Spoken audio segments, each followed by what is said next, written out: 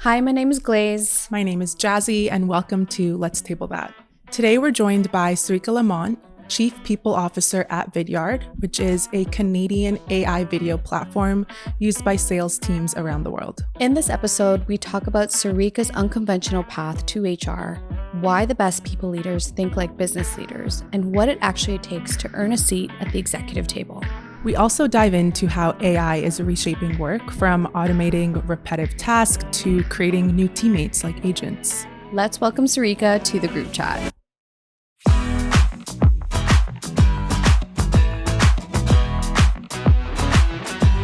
Sarika, welcome to the group chat. Thank you. AKA Let's Table That. So just by the way, this is our first time in Virginia, and it's nice. It's warmer than Toronto. Lots of snow back where we are. Yeah. Well, you saw there's a lot of snow here too. It's Not starting as to bad. melt. Girl, It's probably not as no. bad. I Yeah. know. It was negative 31 this past weekend. No. It's been a lot. You all must have brought some level of sunshine because it has been incredibly cold, except for this is the first day, I think, in a little while that we've had it be a little bit warmer, which is Okay. good because that means the ice is starting to melt. Yeah. Yes. You've been to Toronto, right? Oh, yeah. Yeah. I'll Yeah. be going there probably in the first week of March, actually trying to plan that out. Well, I'll fly into Toronto and then I'll go to Kitchener-Waterloo, which is where our Vidyard. office is for Vidyard. Right. Yeah. Nice. It's been a while actually since I've been back. Yeah. Yeah. Actually, fun fact, I interviewed for Vidyard, one of my second jobs. What? Yeah, I didn't get it. But Well, I wasn't there then, Yeah. so you can't blame me. What role were you applying for? I think it was a sourcer or something on the talent team. I would Yeah. hire you on my team. We're I both was in talent. so- yeah. Come on over. I know. I was so passionate. I remember I literally made a Vidyard video, using Vidyard, Smart. the tool, Yeah. and was before my interview, and I was I'm so ready for this. Just gonna go back to the team. Who was responsible for recruiting? Yeah, for this I'm going to job? ask because I'm actually surprised at how many people don't actually use Right. Vidyard That is so video smart. in their That is application process. Yeah. That is genius. It's come on. It's an easy in. It's Yeah. easy Literally. differentiation point, but that's so exciting. I'll have to Yeah. go back and look. Why did you even get hired? For sure. And what are you in Toronto for? I will be. Anything So I specific usually with Vidyard? it'll be an ELT on site. We haven't it's been some changes in our executive team, and it's just a good opportunity for us to get together and build a bit more of the relational capital, which is super important as we're trying to continue to move with speed. And Right. we started an ELT book club, which is That's so really fun. I know it's actually really fun, and it was our head of product and head of marketing's idea, just because the team has changed, the dynamic in the team has changed a little bit. And so it's well, this is a great way to sort of reset, before we start our new fiscal year in May, and really think through some of our priorities and OKRs that we're planning for right now. So let's do this book club, and then let's talk about the book, and then let's get together in person and do another session and just really think about how we build our relationships, which allows us to move with a lot more speed. So I'm excited because we haven't all been together in a bit of time. Yeah, that's fun. What's Yeah. the book right now? The 5 Dysfunctions of a Team. Don't Okay. read too much into it, but it's a fantastic book. It's by Patrick Lencioni. And I was saying, so it's funny, most of us had read the book before. Mhm. I think there was maybe one person that hadn't, maybe 2. And then the other 4 or 5 had read it, but in different organizations, different phases of their career. And so I was even sharing, it felt like I was reading the book like a brand new reader, because I read it it's probably been 7 years maybe. And I read it twice at 2 companies ago, in a very different context, different industry, different role, different context. I don't even think the first time I read it, I was in an HR talent role.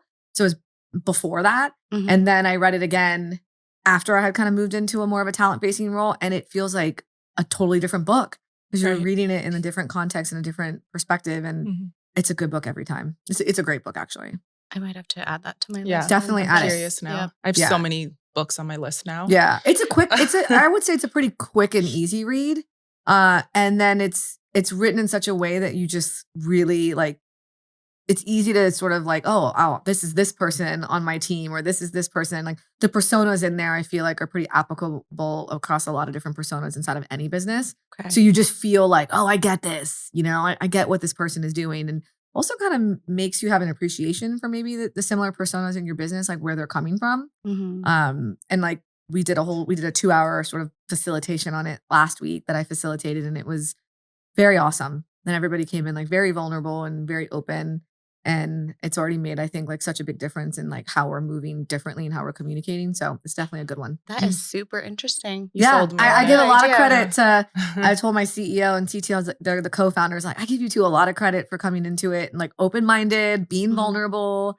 That's not always everybody's like comfort place, but like, you know, I'm like open book. I'm like, you can ask me anything. I'm gonna tell you all the things, more things that you probably signed up for. But I do think it helps you get a perspective on where people are at and how people move and why they might communicate a certain way that doesn't feel like it's, you know, maybe it's not the way that you would communicate something, but when you get to know people on a personal, vulnerable level, like you just tend to give them a little bit more grace and the benefit of the doubt, which, you know, living in America, candidly, like the socio-political environment is obviously interesting. And being that there's only 6 of us actually, and I think only 6 of us in the business that are not in Canada. And so it's interesting. And actually 3 of us are on the ELT. 4 of us are actually on the executive team together. So it's interesting, like the lens and the perspective in which we come from, I think was a pretty big eye opener for those that are, you know, in Canada, you know, feeling what we're going through on this side. So it's a great way, I think, to like bridge a gap between people. I love that idea. I will definitely put that on my If list. you just, if you ever decide to use it and you need, you know, a facilitation plan, I'm happy to send over what I use. I went through it with my own exec coach. I'm like, what would you do differently? How can I tweak this? So, it was great. Well, I will message you. Yeah. You sold me on that. It's that sales background of yours. Don't let people on my team know that. Oh, why? Because then I'll have to get pulled into more sales conversations. Oh. I'm just kidding. I do love that aspect of, I mean, but if you think about it, in those of you, you've been in talent, so you understand this, you kind of are in a sales role. I was constantly just having to sell definitely the company, what you're doing, what you're not doing. And you also have to sort of sell HR as a function, being a different type of function from what it is today in the last few years and maybe what it was even 10 years ago. So it's like we're constantly selling and constantly selling ourselves. on both sides. Oh, yeah. Oh, yeah. Actually, 3 sides: your stakeholders, the HR team, and then candidates, obviously. Totally. So, it's a tough job. Yeah. So for those who don't know you, Sarika, we'd love to just get like a baseline. Could you give us a summary, high level of where you've been, how you started, and where you are now? Yeah. So I'm the chief people officer at Vidyard now. Vidyard, for those that don't know, is a Canadian-based AI video-powered go-to-market tool. It's like probably the easiest summary I can give you. I've been there for a little over 3 years, 3 years and some change now. Company looks different now than it did when I started over 3 years ago, which has been interesting. Obviously, a lot's changed in SaaS. But I'm from this area. I'm actually from Virginia. This particular area I grew up, like my high school was just down the road. And I was telling you all before, like this area has changed a lot in my time. I think I'll age myself 43 years of living here. I actually didn't start in HR. And it's interesting. There was a specific time when I sort of fell into HR by way of talent development where I felt like, where I was often told that I didn't belong. And now being on the other side of it for a number of years now, I'd probably say 7-8 years, and having led HR on a global level, you know, in and out of tech, I recognize that this is definitely like, I deserve to be in this spot. And I actually think my background, not having been in HR for the majority of my career, is actually my superpower. So I started in sales and marketing at the time was probably more of a Fortune 10 consumer goods company. Candidly, it was a tobacco company. And I did that for, 6 or so years, got my MBA part-time while I worked full-time. And then because we live in Virginia, just outside of Washington, D.C., a big industry here is government consulting, contracting. And I decided to go down that path after having done sales and marketing in the space that I was in. And it was my second startup in the GovCon space that I was fortunate enough to have selected a company that was growing pretty quickly. And I was able to wear a lot of different hats that you get to if you are in a startup that's, blessed to be growing. And at the time I thought, okay, my father is an entrepreneur. He started off as an engineer and then found his way to being a small business owner. And in my mind, I was always like, I want to be a small business owner. I want to be an entrepreneur just like my dad. And I'm going to do this. I'm going to run my own government consulting company is what I thought. And so from that lens, very early on, I was like, I got to learn as much as I possibly can about how do you build a business? what is the finance component? What's the business development component? What's the people component? How do you interact with customers in this way? And so because of that lens, I threw myself into everything I possibly could. So I might have started off as a program manager, and then eventually that turned into a lot of different contracts and programs. And then that eventually turned into, okay, I did that. And I was, starting new contracts left and right, building a process on how to do that. Then I was doing a lot of business development. Then I was doing a lot of biz ops stuff internally. And then I was doing process improvement. And then I was creating roles out of nowhere. I'm like, oh, I want to do this. Here, I created this role. This is why we need it. And I would pitch it to, our CEO and COO. I'm gonna be the director of, client delivery excellence. And this is what this means. When I started to build out those roles, I didn't realize then until a few years later that what I was doing was strategic talent management and development. It started off with like building manager capability. And then it was, okay, we are growing so fast. We can't always hire as quickly externally. At that point, I was a pretty big partner to talent acquisition, because as we were starting new contracts, I was the one really working in defining the requirements on who we were going to hire, where we were going to hire them from.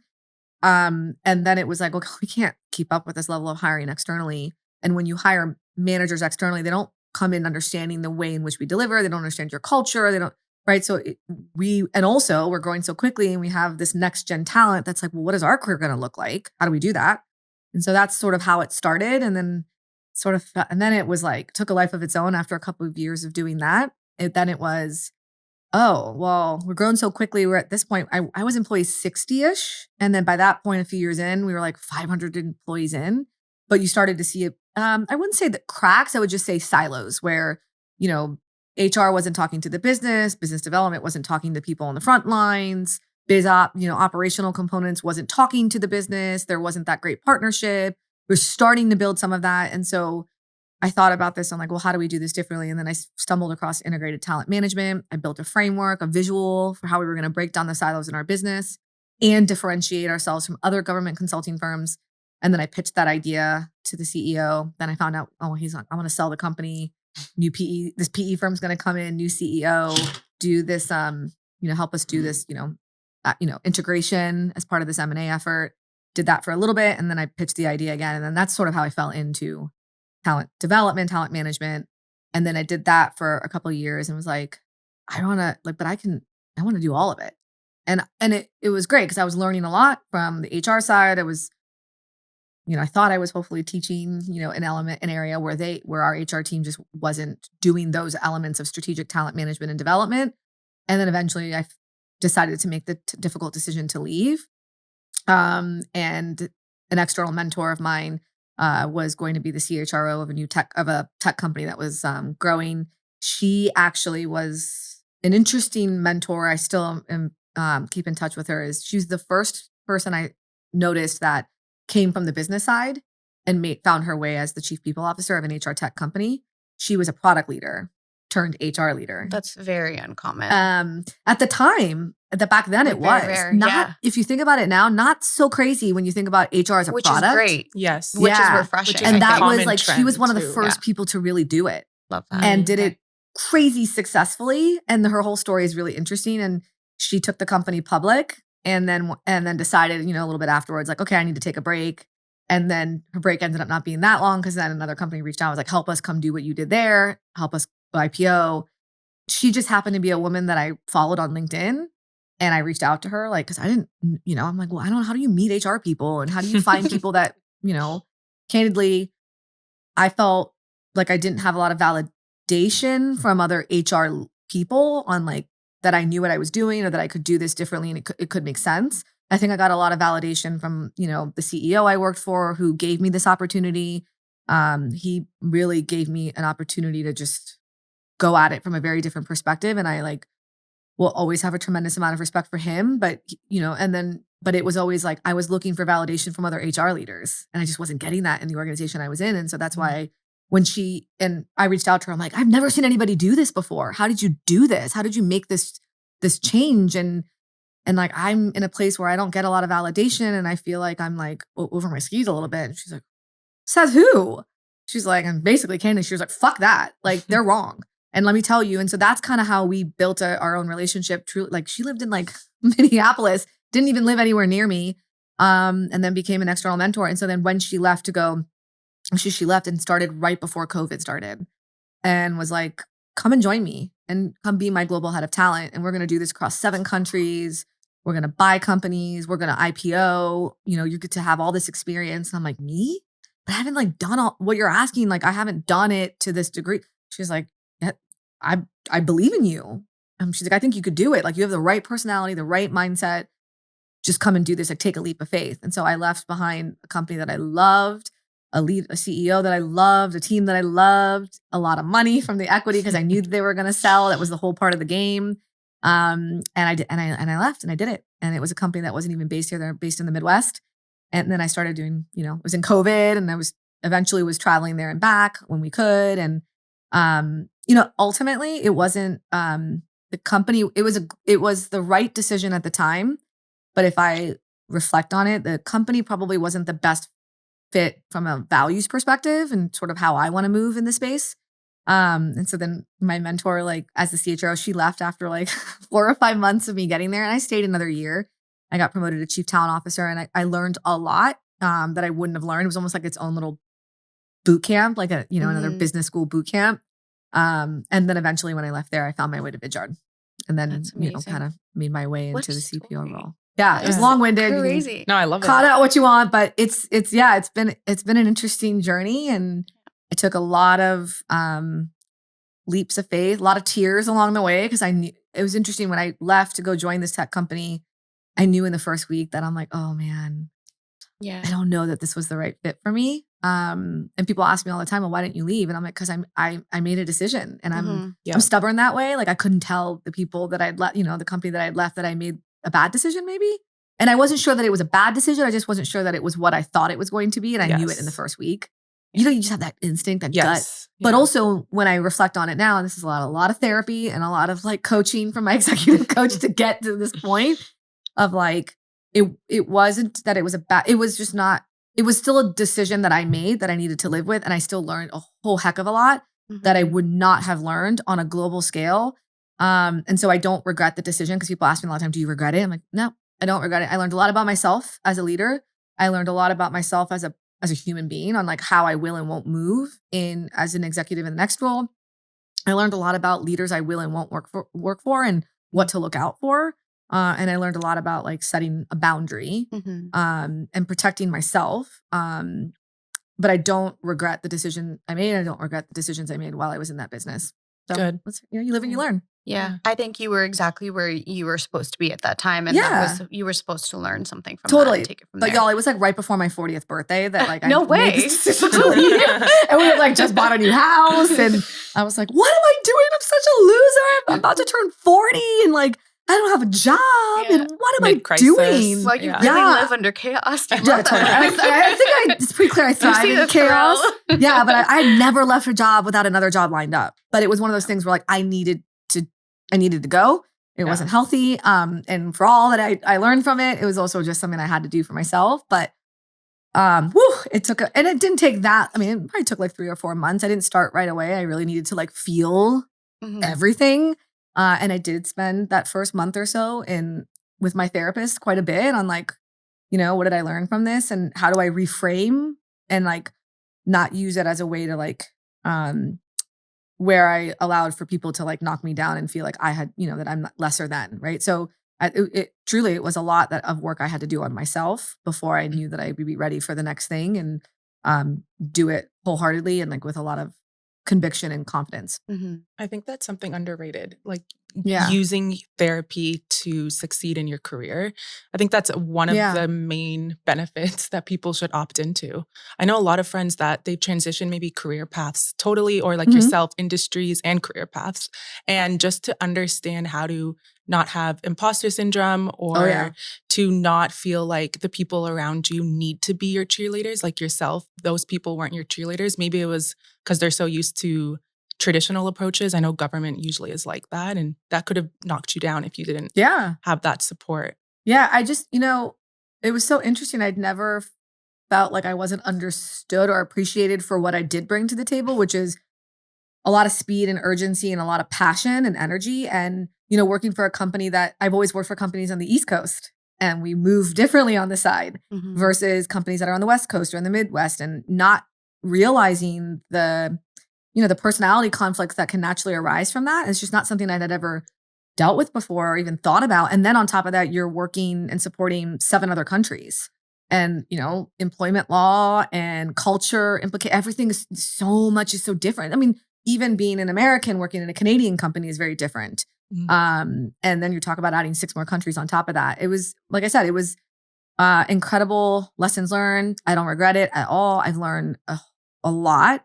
But yeah, like there's something about being vulnerable about that. It took me a while to get to a point where I could be more candid about my experience.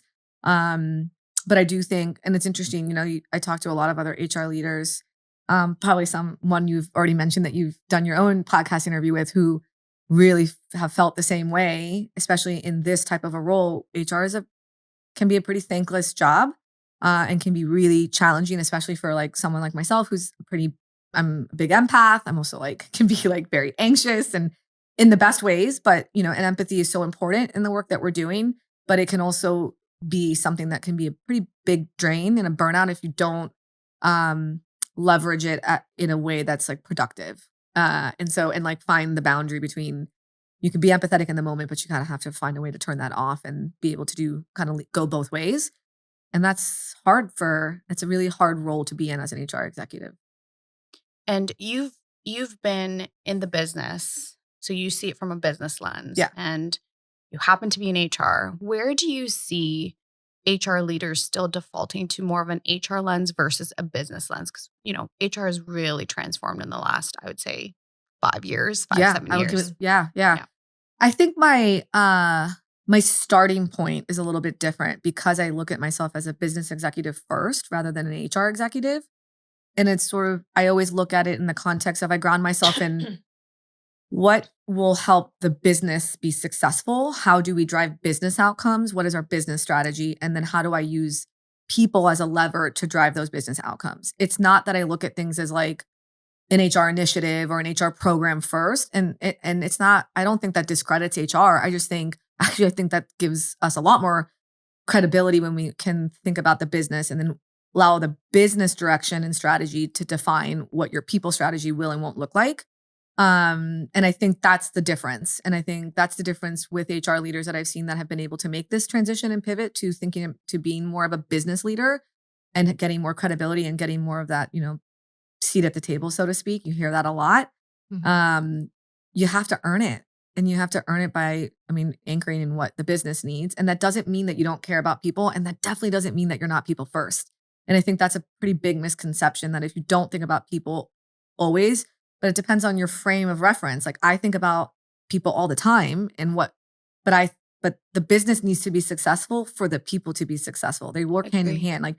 I need for the business to make money for me to have money to reinvest in, development opportunities for employees or recognition opportunities, being able to give you promotions and raises and to be able to, design a bonus program or an equity program that's advantageous for you. I can't do all of those things if the business ultimately isn't making money. And how is the business going to make money? By way of people and by way of our people understanding where they fit in to the business strategy and how they drive impact at the end of the day. So to me, they're not disparate things. They're one and the same. And I think that is where I've seen those HR leaders or HR executives that think that way first are usually the ones that have a seat at the table without ever having to ask for it. And it's interesting. I think I surround myself with a lot of HR folks that think like this. But what I'm learning in a lot of the different HR communities that I'm in is that is not necessarily, I don't think that opportunity is given always to HR leaders. And I think there are HR leaders that don't know how to create that opportunity for themselves, or the environment that they're in doesn't allow for it. And so I wouldn't put it all on an HR leader. If you don't have a seat at the table, it's your fault. I think there's accountability on both sides. But I think it's, if you can reframe your way of which you approach the work, it might help you to find your way to building the bridge to get to that, seat. That's such a great way to put that, I think, into perspective, just because I know I've worked in environments where HR is not truly seen as a strategic partner. And it's not so much where you don't want to help or enable the leaders. It's just, they just don't see you in that lens. So it can be really difficult to be okay, this isn't the type of environment that you can truly grow in. And there are, you need to make a move. There are environments, and I'll be the first to say there are there are organizations and environments that lend itself the ability for you to do that. And to, if it doesn't exist today, but there are leaders that are willing to work with you, to give you the opportunities to coach you, to mentor you, to give you the exposure and the context you need to be able to build that way. But I also fundamentally believe there are organizations and there are leaders who just aren't. And you have to be able to make that distinction and then make the decision that, okay, well, if this is the type of, leader I want to be and I'm not going to get that here, you got to go. And you have to make that tough decision to find your way out.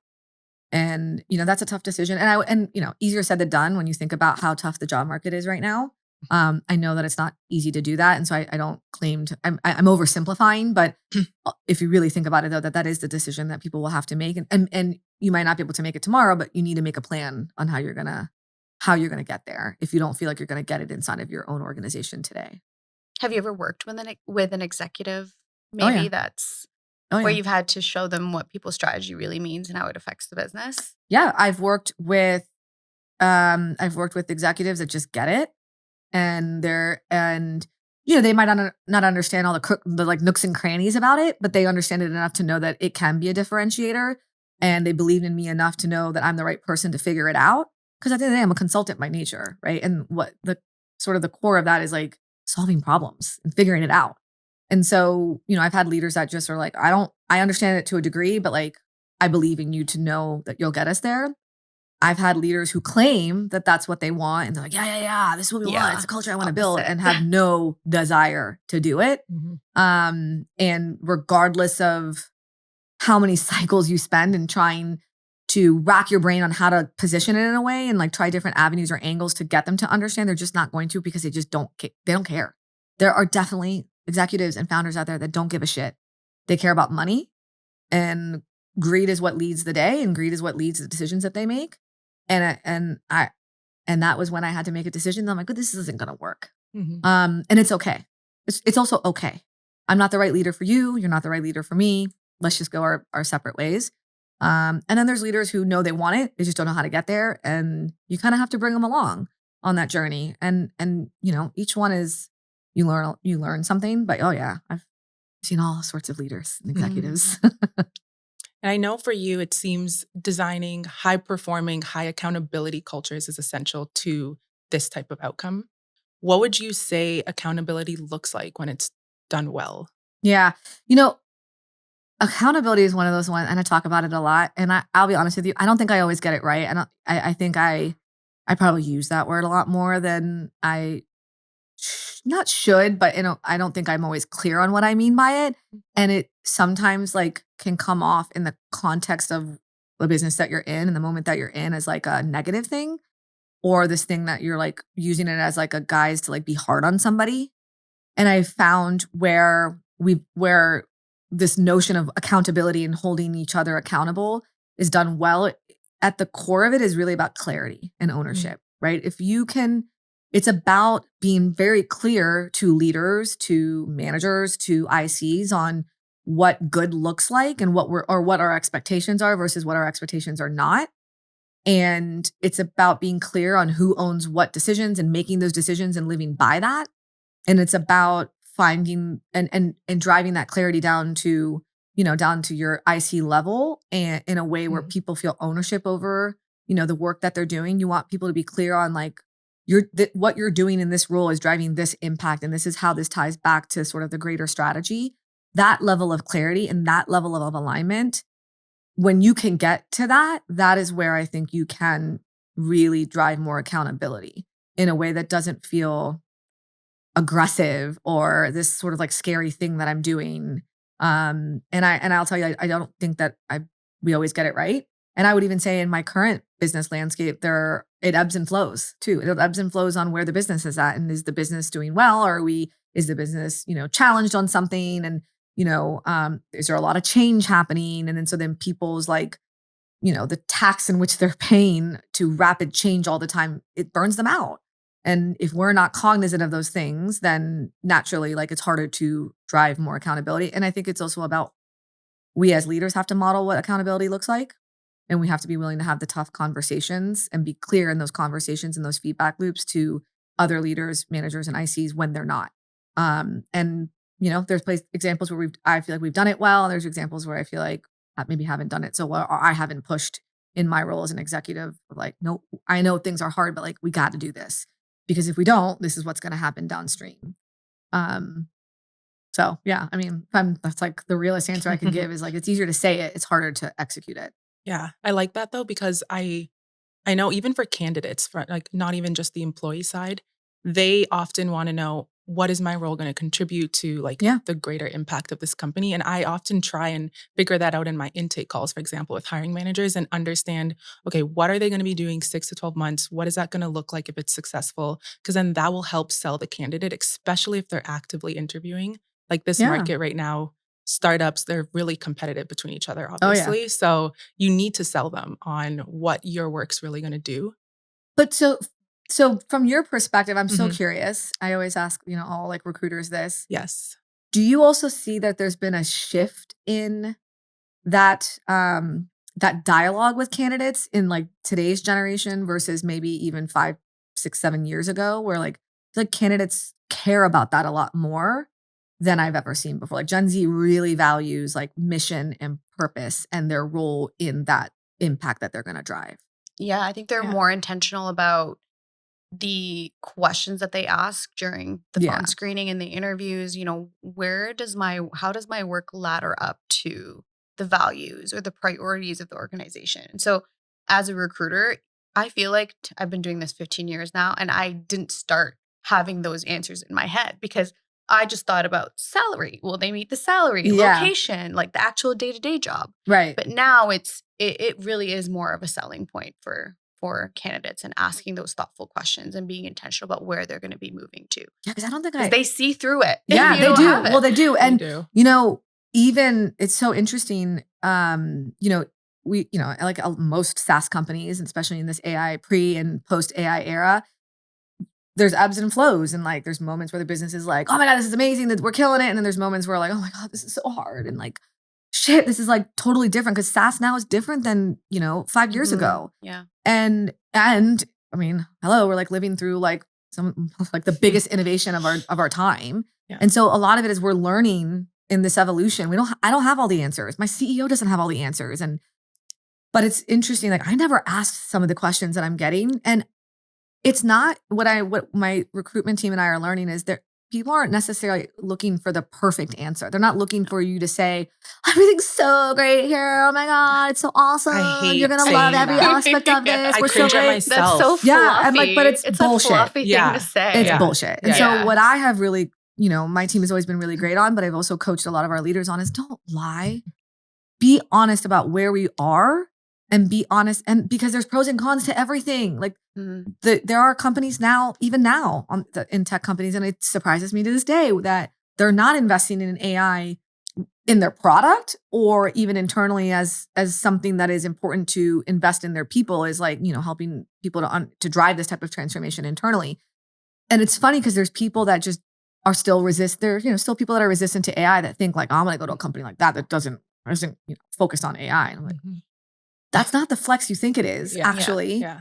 But we've been honest. We're like, hey, this is where we're challenged, and this is what we're trying to figure out within our product, because it's changed with AI, and the value that customers are getting out of these products are going to be different than they were 5 and 10 years ago.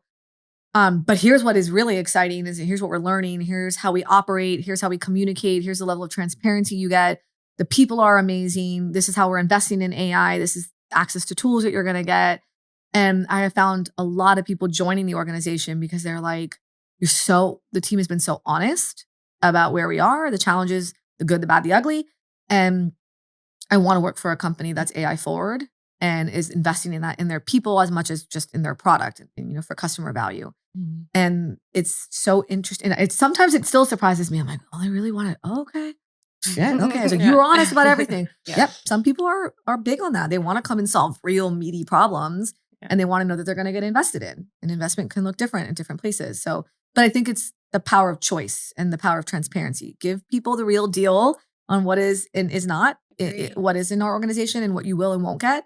And like what our strategy looks like and who our leaders are, and let them make the choice on what works for them. And I actually think that's going to reduce the level of attrition or turnover because you're being honest. Well, the expectation is there too, Right. going into it day one. Right, exactly. And then people can't come in and say like, I had no idea, because guys, if you lie about it, they're not going to last. Yeah. And then now They're you gonna just see like, right through it. yeah, they're going to stress the That's the system. worst Like, thing people as a are recruiter. dumb. Yeah. Yeah. People are truly not dumb. Yeah. So treat people like adults off the bat and let them make those decisions. And I just want more and more companies to operate in that way. Mhm. Yeah. Speaking of AI, so you talked a little bit about it, Yeah. and accountability. So one of the biggest tests of accountability and trust right now is how leaders are using AI or leading AI. You've been leading AI transformation in your organization. How did that start and why, I guess? Because I feel like that's like, what's the purpose? Because I'm a glutton for punishment. No, I'm just kidding. So I'm a very curious person, probably figured that out. And I never leave anything to chance. And I think part of this is probably like my own, I'm, daughter of immigrant parents, and, parents are first generation, and they're citizens. So let's just be clear on that. Same. Like, we good, we cool. Same clean, here. like, We're good. Oh yeah. Let's be clear on that. Forgot where we are. Yeah, I was like, wait, Canada? I know. But I've seen my parents, my grandparents, and my parents hustle in a very different way than, and I think that hustle is sort of entrenched in me. And I also grew up I'm Indian. So we grew up in a joint household, grandparents, my parents, my uncle and aunt, and then their two kids, me and my brother, right? So it's like, that was very normal in the culture. And I always had a different level of hustle than I call them all my brothers, but my brother and two cousins, because I was the only girl, and I had to like be scrappy for everything I got. And I had to be scrappy because there's a level of expectation when you're a female or a girl in that Correct. culture versus, and they didn't subscribe to the American culture. They subscribed to the Indian culture, and there was a different level of expectation. So I think there was also a lot of validation that I got because of my accomplishments. And so that's like all rooted in how I sort of operate and how I move. But I think there's that level of nothing is going to be handed to me. I'm going to have to grind. I'm going to have to like prove myself. I'm going to have to be better than anybody else in the room to prove myself, because I had to be even in my own home. Mm-hmm. And I don't think my grandparents or parents understood that at the time. Yeah. And a lot of back to therapy, a lot of therapy to understand this is a superpower. Yeah. But because of that, and also in my own dynamic with my partner, my husband is like, I am the breadwinner, and I am more of the type A personality. And so I think I have a bit of a chip on my shoulder, is like, I always have to be thinking about the next thing. I always have to make sure that like, I am, able to provide for my family in a different way. And my husband provides for us also in a different way. And we have our roles, and it works for us, and it's beautiful. But that comes with that is a lot of pressure I put on myself. And so I think my mindset, if I'm being honest, is like, this is not going to be something that takes me out. I have to be on the forefront of it. And so very selfishly, it was like, I got to figure this out. I have to learn it, because I'm a woman. I'm a minority woman in an environment that's changing in America. And I need to just always be 3 steps ahead. That's really, like, if I'm being honest, kind of where my head was at with it. So when we started this journey in Vidyard, it was, the first step was, okay, we need to think about how we're going to layer this into our product naturally, of course, right? And so we focused a lot of our attention there. And then, of course, naturally, by way of layering that into the product, R&D was a lot more focused on the tools and learning a lot about AI. And I think at the time, very early on, even if 3 years ago, there was a misconception that this is like for technical people. And I'm like, no, it's not. Not the way that I've heard people talk about AI. And so, we weren't intentionally building a strategy or a priority around how do we invest in this as a business for our people quite yet. It was more so for the product. It was more so for the product first and foremost. And then I think pretty quickly I was like, oh, well, cool. If we can build that in our product to automate that for our customers, shit, what could we do on the people side to automate? And what was probably, that was sort of where my head was going. And then it was someone on my team. She was younger talent on my team. This was her first job out of university. She started off as a co-op, then became full-time. And she had said to us, look, I love this company, but I don't want to just be, she was a people ops coordinator. And she's like, I don't want to just be scheduling interviews and scheduling touch points for onboarding. And like, I can do more. I want to do more. I am hungry for it. And like, and she's exceptional. Like, just, so I'd always tell her, I see a lot of myself in you. Like, you're just so hungry to learn and curious. And it was one of those things, okay, well, this is a perfect this is a perfect opportunity to like demonstrate that you don't need to like, you can rethink how we do some of the work that we're doing. Like, oh, I could do something different. Maybe I could do something different with onboarding such that I could automate elements of her job, or maybe I could automate, interview scheduling. Like, what could I automate, or what could I do differently with AI such that I'm giving her time to lean in and build and think about her development. And I can give her different things to work on that I would love for her to work on to like up-level her, but also up-level our team to be more of that strategic partner. And it was my first foray into even thinking about job redesign by way of, okay, let me go pilot this thing. So then I went down the whole like rabbit hole of all my HR networks, like what AI tools are out there. Cause again, this was summer of 2024.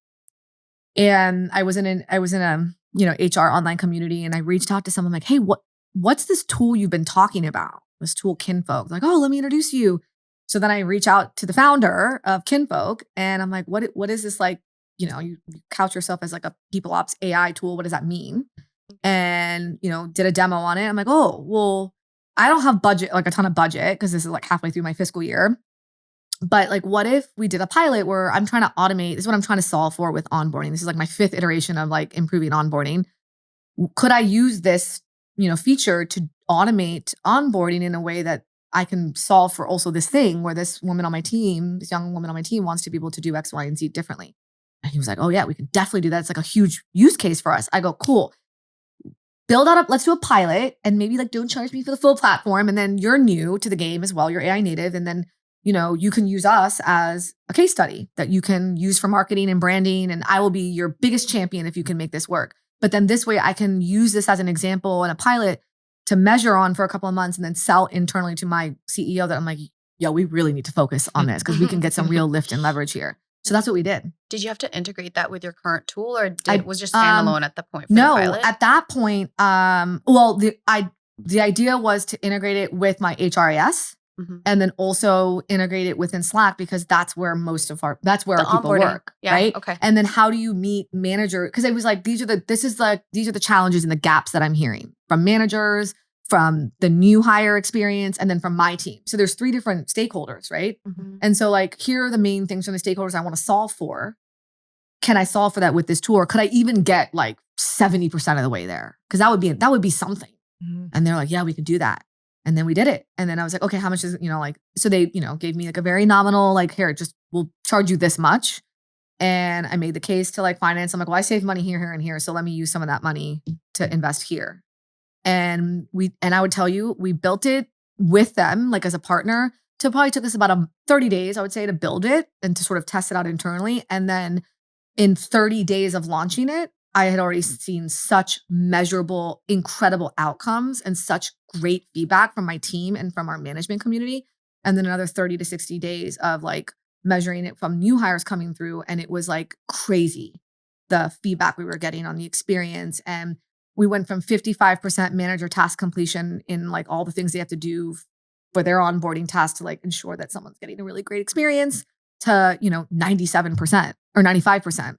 And then we went from, 65% new hire, or that was probably more like 75%, like new hire onboarding experience to 97% within the first 90 days.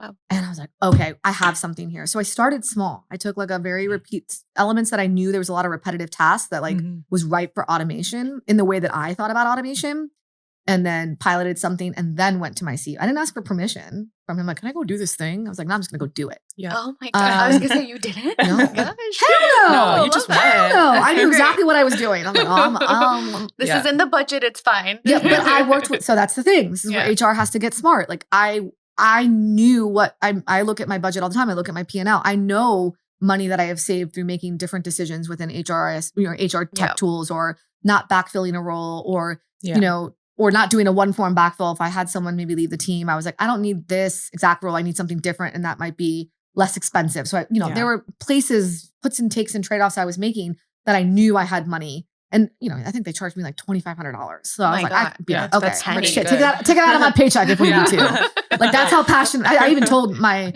head of FP&A, I'm like, you could literally take this out of my paycheck. I feel so passionately like I need something like this to prove the value. And then I went to my CEO. I'm like, look at this. He's like, what? He's I was like, like, look at yeah. this. And I was like, so look, I was like, what I'm saying is I think we need to invest in our people, because if I could do this with like no real resources on my own accord with a couple people on my team, shit, what could we do if we were like thought about scaling this across a lot more people, even if like 50% of people or even like 25% of people. And so it took some thought, but he was all in on AI. That wasn't the point, but it was like trade-offs, right? Like what other priorities did we have? We were all about ruthless prioritization and make sure that our people were bought in. So then he was like, all right, I'm all in. And he's like, but how do we go about launching this? Because I said, well, hold on a second. I want to own it. You're not owning this. I'm owning this. He's like, oh, okay. And he's like, okay, well, what should we do? Like, how would you run this differently? I'm like, well, and then the first conversation point was, how do we talk about this? How do we roll this out? And he's like, should we do the whole like, Shopify email or these other company emails where the CEO is like, AI or else, and everything's about AI. Yeah. You're going to AIify everything. And All hands on deck. yeah, right. And I wouldn't say that they're necessarily wrong for doing that, because I think every culture, every company's different. So that might work for their organization. I just was like, I don't think that's going to work for our people. And I want people to be inspired by this innovation. And I want to reduce the fear and the resistance versus like the second you tell someone they have to do something, we're not gonna do it. Yeah. Like, I'm not going to do it. Yeah. So I'm like, let's inspire them and let's talk about it. I have a change management certification. And so I'm like, let's talk about what's in it for the employee. You can't talk about what's in it for the business. You need to talk about what's in it for the employee and what's that employee going to get at the end of the day. And what do we know employees care about? Career growth, being able to do more of the fun elements of their job that they don't always get to because they have all this admin or repetitive work. Like I said, development, learning new skills. How would this tie to business outcomes, which hopefully would make us more money to then invest in higher salary increases, et cetera, right? It gives us a lot more. So we anchored there. And then we anchored on a lot of trust through transparency, where I said, I am not going to sit up there in this all hands and tell people that, AI isn't going to take jobs or isn't going to replace. I'm not going to lie to people, but what I'm going to tell them is what I know today and what we plan to do, what we know at this point early on, what we plan to do to put people at the center of this transformation and help bring them along on this journey of here are the guardrails. We're going to bring you along. Here are the do's and don'ts. And here's how we're going to teach you and enable you and how we're going to build these skills. So that was the approach that we took. And then also we're going to have some fun with this. We started an AI channel that they voted on the kitschy name. And I started off with funny memes and I asked it, ChatGPT to roast me. I'm like, God, I'm like, WTF? What did it say? I'm curious. It was really fucking mean. I was nice, but also kind of mean. I was like, okay. Did you say you're bossy? Yeah. You like things the way you want? Kind of. And you can be really long-winded. I'm like, I know, I'm working on it. It's part of my development plan. But it was fun and it was funny. And people again, when you can bring humor into it mixed with being authentic and honest about and I was very clear on this is what I know about AI right now. And this is what I don't know.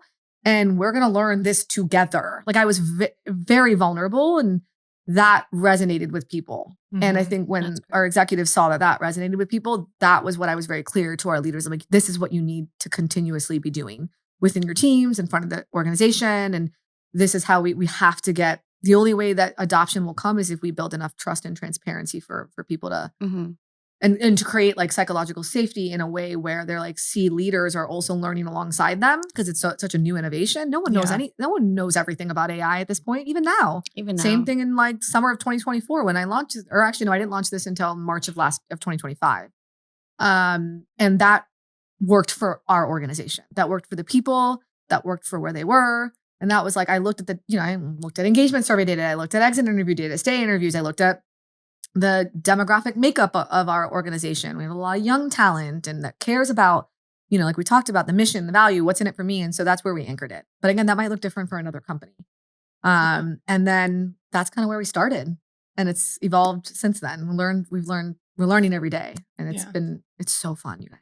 I think that's great, because I think more people are leaning towards, okay, we need to adopt AI. Yeah. And I think a lot of people are saying, especially for our field, talent or HR, they're trying to say, okay, what can we keep that's human touch and needed to be human-led? Right. But I'm curious to hear from you, what do you think we don't need to keep human touch and we can really utilize AI for. Yeah. So I know you used that one example, that tool. Yeah. But like, just curious if there's anything else you are looking into right now with your team that you're like, oh, we can use AI for this, or you don't need to spend time doing that. That's right. I mean, it's great. It's a great question. So where we talk a lot about is, some of our administrative and, employee questions. Even though everything's documented and it's stored in Confluence, and my team is like, we are maniacal about keeping all that updated because obviously that's like every employee touches those documents. We're in a different era where people want it to be a bit more dynamic how they get information. They don't want to have to go on Confluence and read it, even though it's admittedly very well laid out.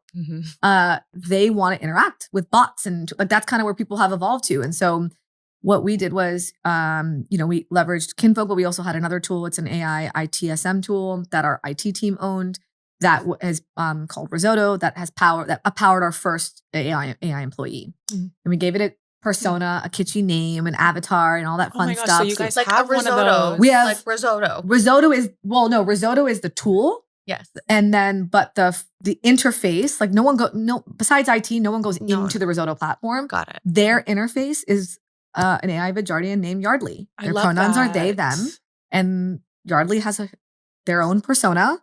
And this is how we measure like Yardley's performance. And this is when we measure it and how we give feedback to Yardley, how we train Yardley. And then we did that with the second AI employee that we launched more recently. Is powered by Kinfolk, which is the tool that started off as like helping us to automate onboarding, but now it does a whole lot more stuff as the tool itself has evolved.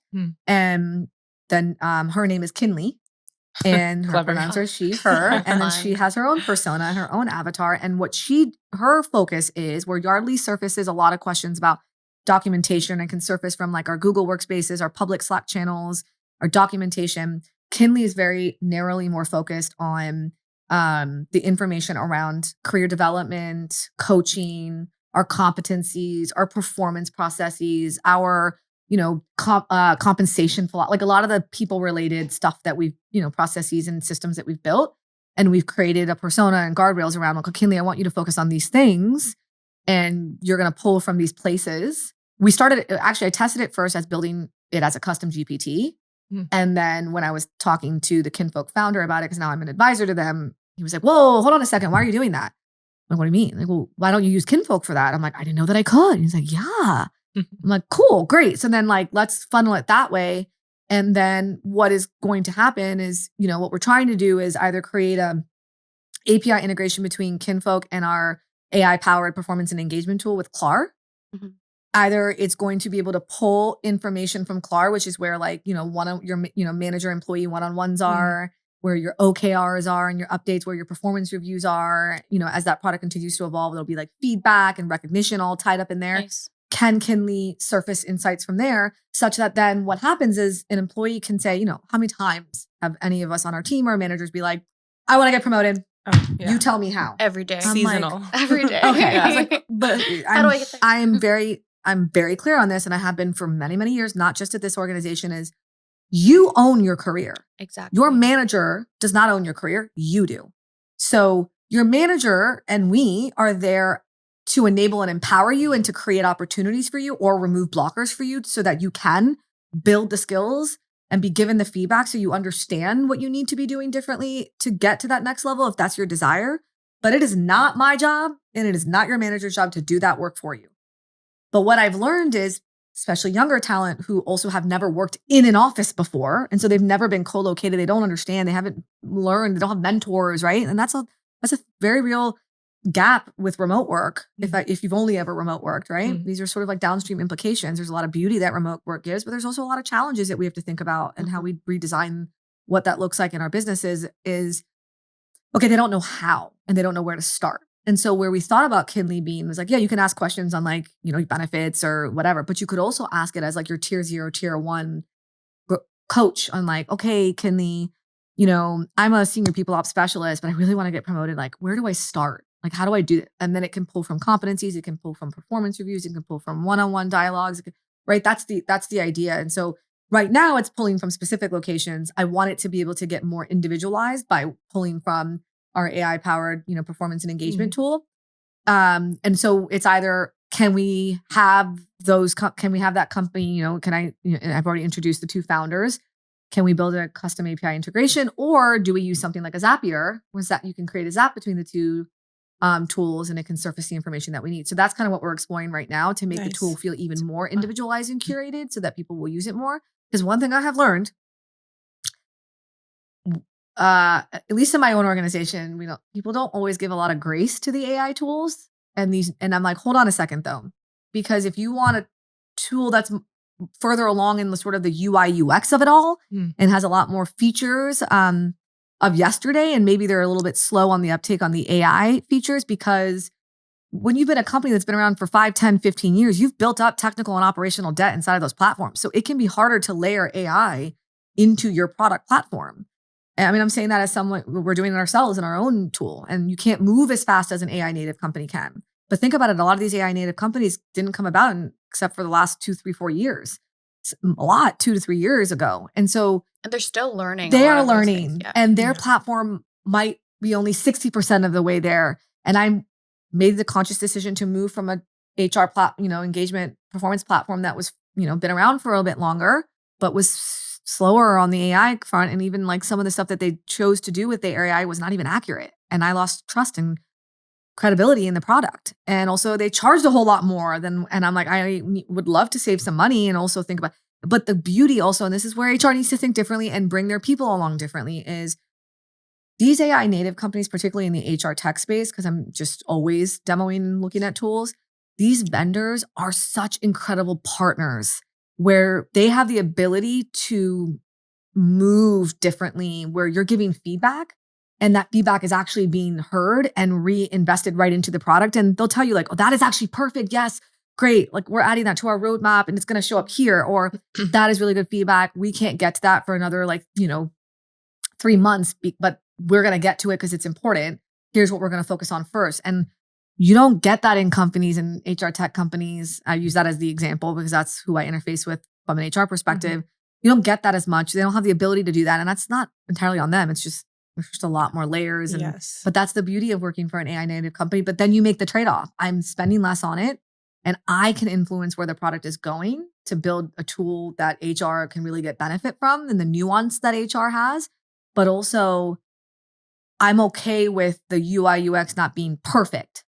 But you got to bring it does mean I have to be doing a lot more on the change management front for certain groups in my organization who expect something different, especially if you move from a company, a tool that's been around a lot longer, that's further along on that to now. But again, these are calculated trade-offs that I'm making and just something I'm thinking about and designing for in the way that we drive change and communication in the business. No, it's so true. Actually, we just switched our ATS system and we are too. Yeah. And it was a really nice UI, but no AI capabilities. Oh, yeah. And then now this new one, it's great with automation, but the UI, it's not really as intuitive. And so many hiring managers are saying to me, I need training. Like, I don't like it. It sucks. Yeah. And I'm like, God, you're validating me. So it's not just me having to deal with this. Me. I'm like, hey, yeah, literally. It's about the UI that they focus on. And it's like, honey, there's so much more to come. Oh, yeah. And that's the thing. And so what I love about some of these vendors I'm working with is they're so open with sharing transparently what their roadmap is today. And then telling us like, Sarika, you can expect this to change in your instance, this date, this date, this date. And so then I can communicate that really candidly with the team. And then when they do deliver on it, people are like, oh, okay. Yeah. Yeah. You ain't saying nothing now. Yeah. Because they're, how quickly did that change happen? I'm like, I was giving feedback to our previous, performance engagement tool and it went nowhere for 2 years. I mean, this changed within 2 weeks to 2 months. Yeah, I'll sign up for that all day, every day. Because you're like the guinea pig and then they're winning because they're like, oh, this is our actual need. So like you're just developing it. Yes. Yeah. And I get it. I can see down the path because I've implemented a lot of these tools in multiple organizations. I can see what's coming.